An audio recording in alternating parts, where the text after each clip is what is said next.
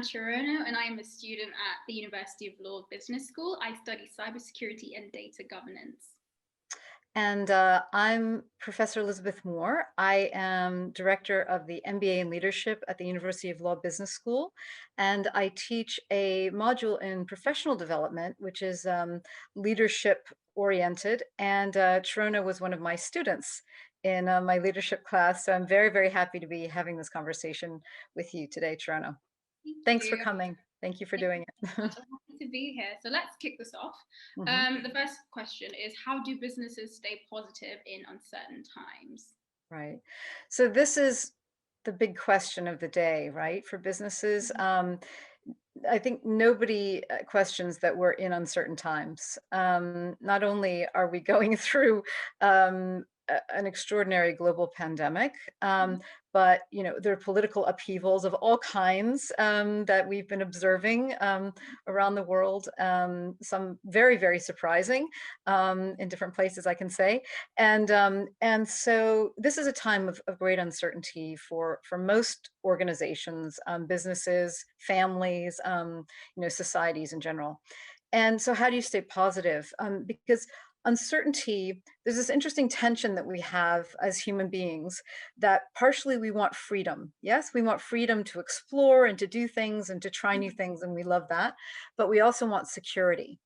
We want to know that things are safe, that it's going to be okay. And we're always in tension between those two things, right? So in periods of great certainty, you often find people trying to be disruptive, right? They're trying to create something that's unusual. They're making an effort to do that.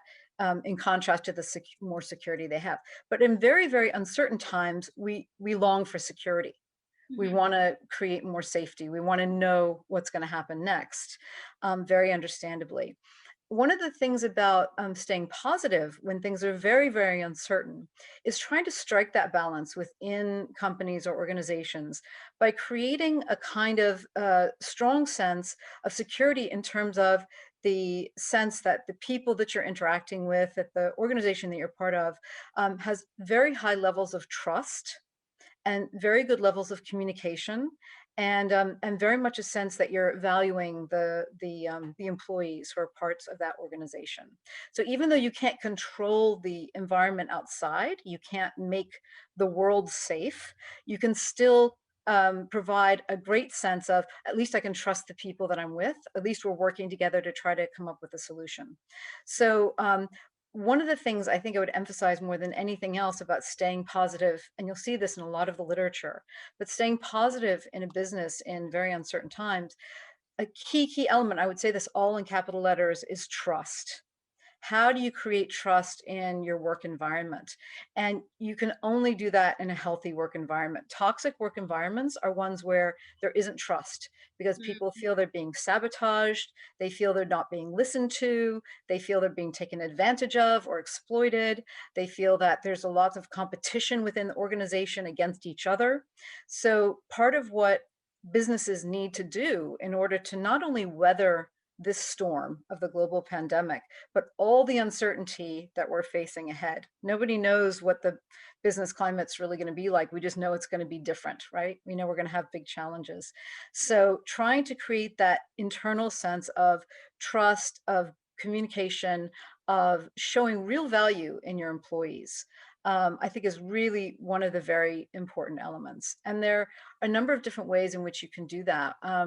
One of the things you can do is to help by giving them more education and training in different areas so that they can develop themselves to adapt more to the different needs that there will be in the new business environment.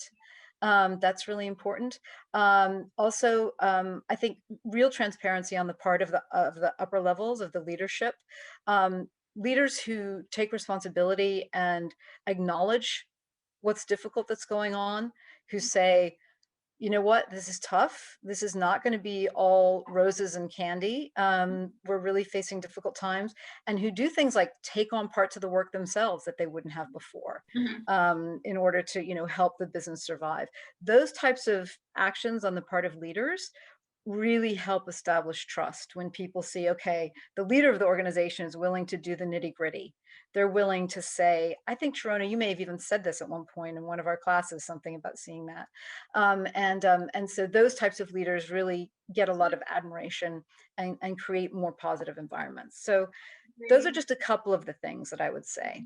Because I was thinking about this question and I was reading quite a bit about it, the effect it's having on women specifically. Yeah. And because having children and motherhood in general was all sort of like an obstacle, let me quote unquote that, to women's trajectory, their career trajectory, because they often have to take time out of their career to go and raise children and do the work that comes with that. But now that we have remote working and we've seen that it's accessible, we've seen that it's possible, all of a sudden mothers, especially mothers specifically, they can now do the work of, you know, looking after their kids and being able to do all those things, but also be as efficient and as productive. And do you think that's going to help, or that's going to become a fixture in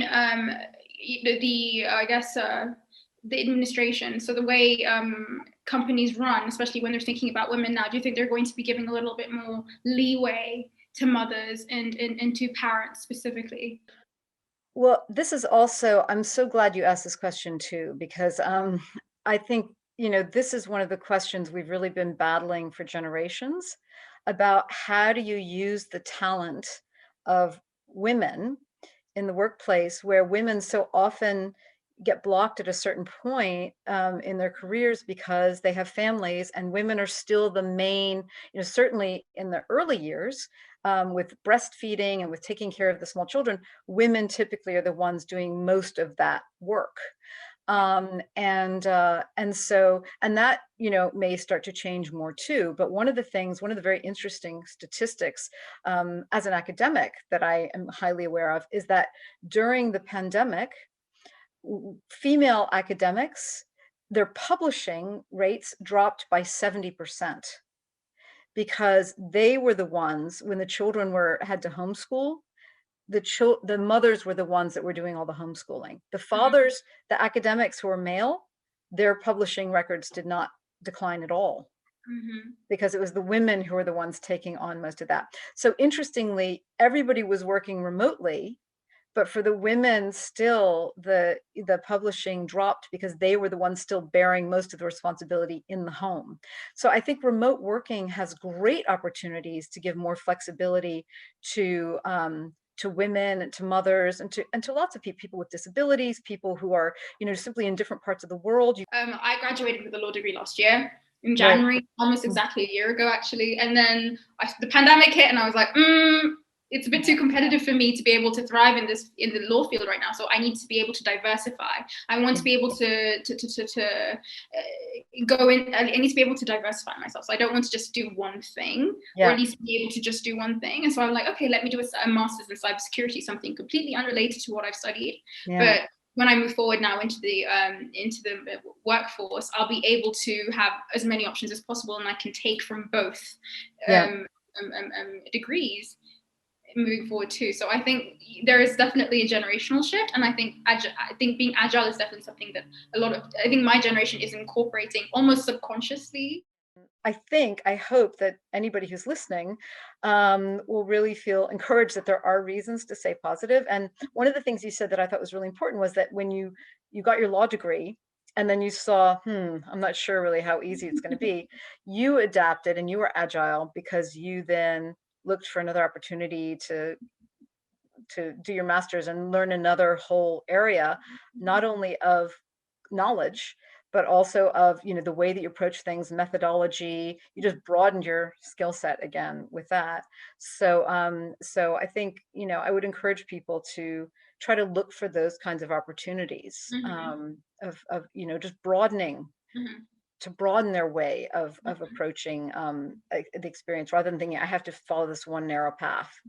One narrow path is going to be harder to hold on to because the paths are all being moved and shifted and obliterated. So thank you so much for having the conversation. It was a total pleasure. So I don't know if you want to add anything else. I don't really think I have anything else to add. I feel like you've just said everything so well. And yeah, I hope everybody who's listening definitely takes the professional development class, because it is fantastic and it was very, very useful for me personally. And I think it'd be useful for anybody, especially if you're trying to figure out, or at least kind of find a focus on how you're moving forward, especially in these uncertain times.